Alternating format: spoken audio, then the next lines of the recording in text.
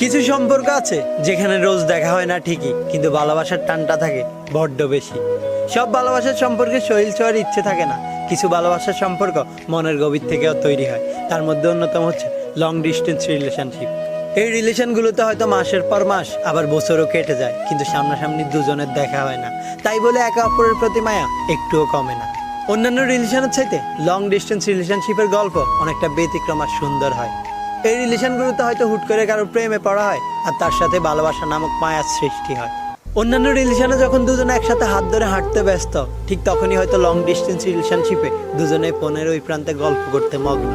অন্যান্য রিলেশনশিপে যখন টানা কয়েকদিন কথা হয় না অথবা দেখা হয় না, তখন মায়ের পরিমাণ একটু হলেও কমে যায়।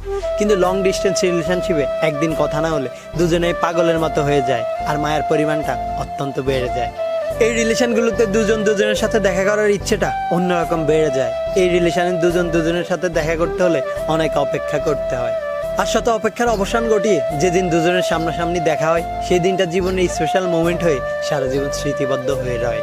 আর দেখা করার পর হয়তো দুজনকে অনেক দূরে চলে যেতে হয়, কিন্তু ভালোবাসাটা অম্লান হয়ে রয়। কারণ দূরত্ব কখনোই ভালোবাসা নষ্ট করতে পারে না, যদি সেই ভালোবাসায় থাকে পবিত্রতা, শ্রদ্ধা আর একে অপরের প্রতি বিশ্বাস।